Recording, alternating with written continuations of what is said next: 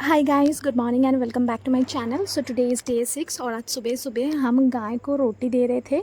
तो यहाँ पे ना एक रिवाज है कि सुबह के जो पहला रोटी है वो हम गाय को देते हैं या भैंस को देते हैं। बेसिकली गाय को ही देते हैं, अगर कभी कभी भैंस आ गया तो भैंस को भी देते हैं, और रात की जो लास्ट रोटी है वो हम कुत्ते को देते हैं। तो मेरे सासू माँ के साथ ना मैं भी पहले ऐसा ही करती थी, बट दिलप्रीत के ना फर्स्ट टाइम है तो दिलप्रीत थोड़ा सा डर रहा था। तो मैं ना उसके साथ जो है गाय को रोटी दे रही थी, और इस गाय का नाम है सोनू। तो हमारे यहाँ पे ना पंजाब में एक कल्चर है, वो है कि हम सुबह की जो पहला रोटी है वो गाय को देते हैं, और रात की जो लास्ट रोटी है वो हम कुत्ते को देते हैं। मैं ना पहले बहुत बहुत ज़्यादा डरती थी गाय को रोटी देने से, बट मैं अपने सासू माँ को देख देख कर ना सीख गई। तो दिलप्रीत को भी मैं यही बोल रही थी कि तू रोटी दे, पर इसको बहुत ज़्यादा डर लग रहा था क्योंकि ये यहाँ पे कम रहता है। बट यहाँ के जो छोटे छोटे बच्चे हैं ना वो बहुत शौक़ से गाय को रोटी खिलाते हैं, बिल्कुल भी नहीं डरते हैं।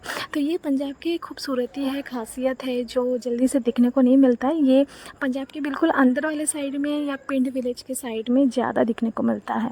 वैसे तो अगर पंजाब की बात बोला जाए तो पंजाब जो है ये सेमी रूरल स्टेट में से माना जाता है, बट कुछ कुछ जगह है यहाँ पे, कुछ कुछ डिस्ट्रिक्ट है जो अभी बहुत ही डेवलप्ड है।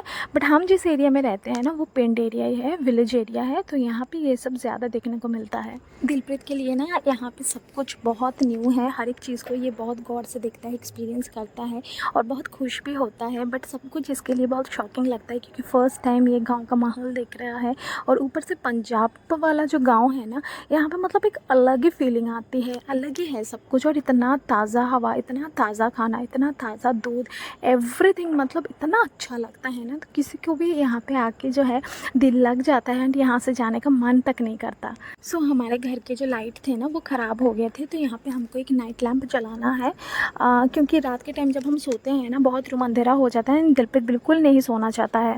यहाँ पे ना जल्दी जल्दी सुबह होता नहीं है, यहाँ पे सुबह लेट होती है एंड रात भी यहाँ पे लेट होता है। और अभी मौसम जो है वो बहुत बदल गया है, इसीलिए 6 बजे तक शाम हो जाता है। बट यूजुअली यहाँ पे जो सनराइज़ है वो बहुत ही लेट होता है, इसलिए सनसेट भी 7:30 बजे के बाद ही होता है। 7:30 बजे तक बहुत ही ज़्यादा उजाला होता है। आज मम्मी बनाई थी कड़ी पकोड़े, जो कि पंजाब का बहुत फेमस डिश है, एंड कड़ी चावल जो है वो पंजाब में बहुत ज़्यादा मशहूर है एंड यहाँ के लोग बहुत पसंद भी करते हैं। तो मैंने आज चावल बनाए थे अपने लिए, बट ये लोग रोटी खा रहे थे। बट क्योंकि मेरे को आदत है चावल खाने का, तो मुझे थोड़ा सा चावल लगता ही है एंड दिलप्रीत भी चावल खाता है। उसके साथ थोड़ा सा सलाद काट लिया था एंड दोपहर का लंच बिल्कुल बिल्कुल बिल्कुल सुहाना बन गया था। ये ना हमारे पास वाले जो जगह है जहाँ पे आंटियों के घर हैं, जो मैं पिछले व्लॉग में आप लोगों को दिखाई थी, तो मम्मी वहाँ पे जाती है दूध लेने के लिए। मम्मी ऐसे ऐसे दूध निकालती भी है, भैंस के दूध, और ना भैंस कभी कभी लात भी मारता है बहुत ज़ोर ज़ोर से, और मम्मी गिर भी जाती है गोबर के ऊपर, तो बहुत हंसी आती है। पर मम्मी को आदत है क्योंकि मम्मी बहुत साल से दूध निकल रही है एंड मम्मी के अपने घर पे यानी कि मेरे हस्बैंड के नान के में भी बहुत सारे गाय भैंस है, तो ये लोग ना हैबिचुएटेड है। पर मेरे को बिल्कुल भी नहीं आती है दूध निकालना, हालांकि मम्मी ने बहुत बार ट्राई की थी मेरे को सिखाने के लिए, बट मेरे को बिल्कुल आदत नहीं बनी और मेरे से तो बिल्कुल नहीं होती है, मुझे बहुत ज़्यादा डर लगता है। दूध निकालने का एक ख़ासियत ये भी है ना कि एक टाइम होता है, उस टाइम पे ही गाय भैंस प्रॉपर दूध देते हैं। अगर उसके अलावा आप किसी भी टाइम पे दूध निकालने जाओ तो वो लोग दूध नहीं देते हैं, तो इसीलिए प्रॉपर टाइम मेंटेन करके दूध निकालना भी बहुत इंपॉर्टेंट हो जाता है।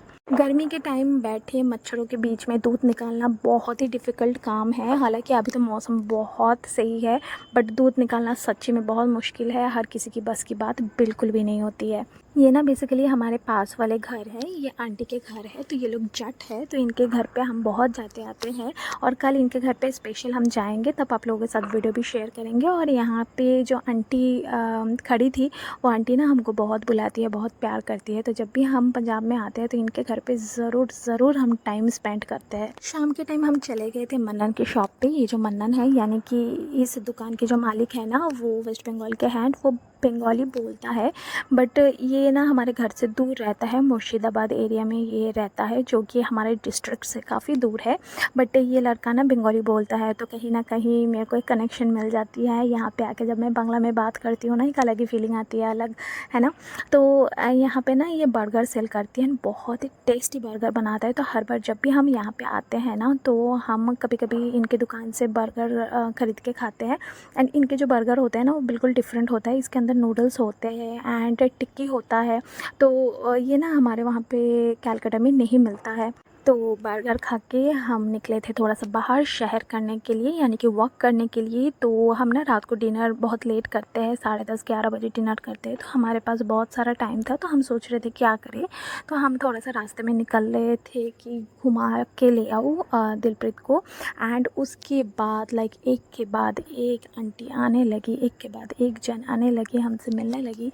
और हम ना बहुत बहुत इंजॉय कर रहे थे। एंड दिलप्रीत को स्पेशली यहाँ पे बहुत अच्छा लग रहा था, क्योंकि हमारे गली के सामने वाले घर में ना ये छोटी सी गुड़िया रहती है एंड इसका भाई भी है जो मेरे गोद में है अभी फ़िलहाल। तो ना इसके साथ, इस गुड़िया के साथ ना दिलप्रीत बहुत बहुत मज़ा कर रहा था, मस्ती कर रहा था। इसको ना बच्चों के साथ बहुत मज़ा आता है, हर बच्चे को दूसरे बच्चों के साथ ही मज़ा आता है खेलने कूदने में। तो दिलप्रीत यहाँ से जाना चाह ही नहीं रहा था। तो बहुत बहुत टाइम हम यहाँ पे स्पेंड किए थे।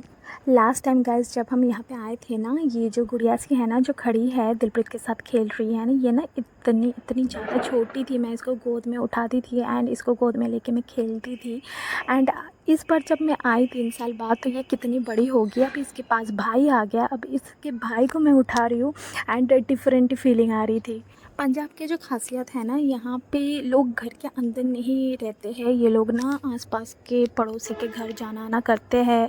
और एवरीडे ना ये लोग एक दूसरे से मिलते हैं, हाल चाल पूछते हैं, एक दूसरे के घर पे जाते हैं, चाय पीते हैं, बैठते हैं, टाइम स्पेंड करते हैं। तो उसके साथ ना क्या होता है, एक अलग ही कनेक्शन बनते हैं पूरे गली में, पूरे मोहल्ले में। और ना एक दूसरे के घर पे क्या चल रहा है, किसी को कोई प्रॉब्लम तो नहीं है, ये सब ना बहुत ही ज़्यादा यहाँ पे देखने को मिलता है। बट एक चीज़ ये है कि यहाँ पे जल्दी ही लोग सो जाते हैं, तो इसीलिए बहुत ज़्यादा टाइम हम और बाहर नहीं रहे थे। तो जल्दी जल्दी हम चले गए थे एंड देन डिनर करके सो गए थे। हालांकि हम बहुत लेट खाते हैं, यहाँ पे भी हम 10 साढ़े 10 बजे डिनर करते हैं, पर घर के सारे 10 बजे के अंदर ही अंदर सो जाते हैं। तो यहाँ पे एक ये चीज़ है कि जल्दी उठना और जल्दी सो जाना, जो कि विलेजेस में नॉर्मली देखा जाता है, वो यहाँ पर भी होते हैं। बट पूरे पंजाब वाले ही यही चीज़ को मेंटेन करते हैं। सिर्फ कुछ कुछ जगह है जैसे कि चंडीगढ़ हो गया, तो ऐसे मेन जगह को छोड़ के ना पूरे पंजाब में इसी चीज़ को मेंटेन किया जाता है। एंड बहुत जल्दी जल्दी सारे उठ जाते हैं, घर के काम 12 बजे से पहले पहले कर लेते हैं। उसके बाद ना हम ज़्यादा टाइम और बाहर नहीं रहे थे, दिलप्रीत को लेके जल्दी जल्दी आ गए थे, क्योंकि मौसम बदल रहा था और ठंड ठंड से माहौल हो रही थी, तो कहीं दिलप्रीत को ठंड ना लग जाए, तो इसलिए हम जल्दी रूम के अंदर एंटर कर गए थे। सो गाइज़ आज और कुछ भी स्पेशल एक्स्ट्रा नहीं किए थे, रात को हम डिनर करके सो गए थे। सो दैट्स वाई व्लॉग को मैं यहाँ पे एंड कर रही हूँ। मिलते हैं कल के व्लॉग पे। Till then take care everyone, have a nice day and bye.